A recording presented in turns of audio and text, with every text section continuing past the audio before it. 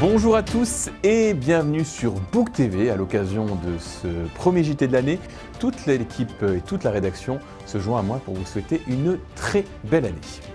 À la une de cette édition du lundi 9 janvier 2023, les écoles primaires de Bouc-Bel-Air qui passent au numérique avec une application qui va permettre aux enseignants d'être en relation avec les parents et leurs enfants.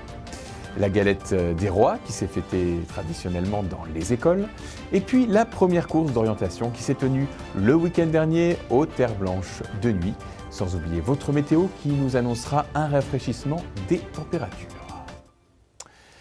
Je vous le disais dans les titres, la municipalité de Bouc-Bel-Air a décidé de mettre en place Benelux School, une application qui s'apparente à Pronote pour les collégiens. Enseignants, parents et élèves pourront ainsi être mis en relation via Internet. Les parents seront mis au courant en temps réel des modifications de planning et les enfants auront même leur espace de micro-blogging.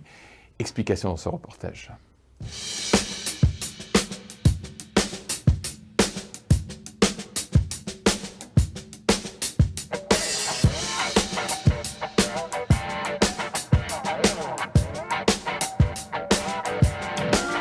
Cette application qui s'appelle Benelux School, c'est un environnement numérique de travail. Alors pour vous expliquer, pour faire simple, c'est à peu près comme Pronote au collège. Donc ça a plusieurs utilités. Ça permet de faciliter la relation et la communication entre les parents et les enseignants, mais également entre les enseignants et les enfants. Ça permet aussi aux enseignants d'avoir accès à une ressource numérique pédagogique illimitée. Donc ils peuvent avoir des supports qui peuvent être aidants pour les cours, etc.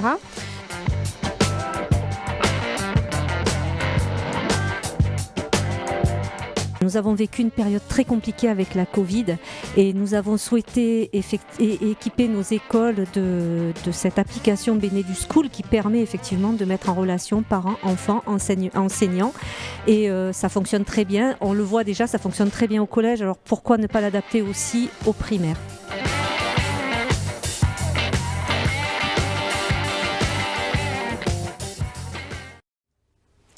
Dans les écoles, toujours, l'épiphanie a été célébrée. Au menu, brioche couronnée au sucre pour les 4 écoles primaires de la commune. À l'issue du déjeuner, les 1400 élèves de Bouc-Bel-Air ont ainsi pu se régaler pour cette tradition, mais sans, hélas, de roi ou de reine. En effet, pas de fèves dans les pâtisseries pour éviter tout risque d'accident. Samedi soir, 350 coureurs de tout âge et tout horizon s'étaient donné rendez-vous au complexe des Terres Blanches pour la première course d'orientation courue à Bouc-Bel-Air. Une course effectuée de nuit, à peine éclairée par les lampes frontales des coureurs. L'objectif n'était pas la vitesse, mais de récupérer des balises disséminées dans le village et la colline. Reportage.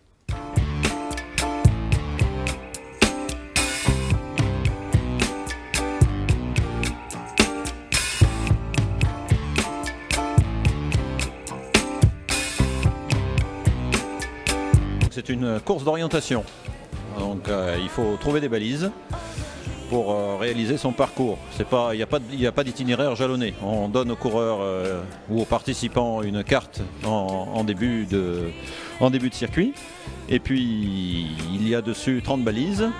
Ils ont 1 heure de temps pour découvrir un maximum de balises dans le temps imparti. Il y a des balises qui valent 5 points, qui sont difficiles, en forêt. Il y a des balises à 2 points, de difficulté moyenne. Et puis des balises à 1 point, plus simples dans les ruelles du village, notamment du centre du vieux village.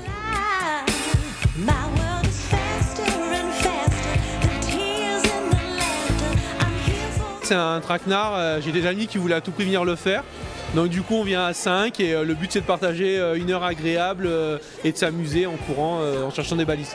C'est ma première fois et je viens pour apprendre, voir un peu comment ça se passe, voir l'ambiance, voilà. Utiliser une boussole. On va faire un jeu d'enfant, mais bon je ne suis pas certaine d'être... c'est une de mes premières courses d'orientation, donc on va faire de son mieux.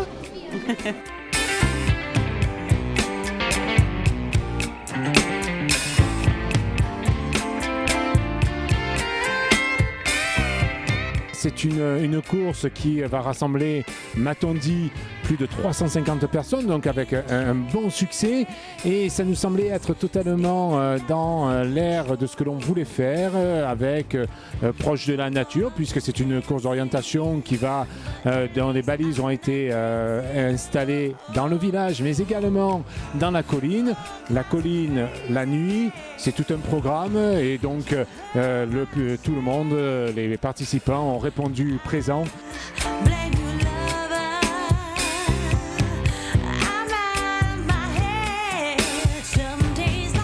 C'est quoi cette potion magique là? Alors c'est de la soupe à l'oignon, voilà, c'est de la super soupe à l'oignon avec des petits croûtons et du fromage, voilà.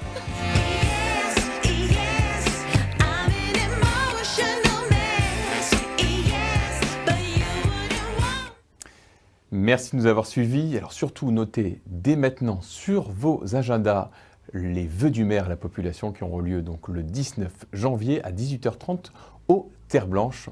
On espère vous y voir nombreux. Belle semaine à tous.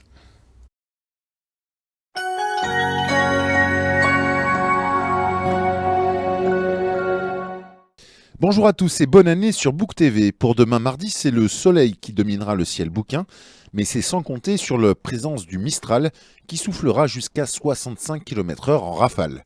Les températures fraîchissent avec 6 degrés le matin et un pénible 9 degrés dans l'après-midi et sans doute bien moins en ressenti. Mercredi, le Mistral aura disparu et du coup les nuages feront leur retour sous la forme d'un voile vaporeux. L'atmosphère regagne en humidité, les températures restent fraîches, 6 degrés le matin et 11 au plus fort de l'après-midi. Jeudi signalera le retour du Mistral avec des vitesses comprises entre 35 et 65 km/h. Le soleil froid fait son retour lui aussi avant qu'un voile nuageux perturbe la fin de journée. Les températures font un sursaut avec 8 degrés au lever du jour et 12 pour l'après-midi. Vendredi sera nuageux avec une humidité en hausse mais sans pluie.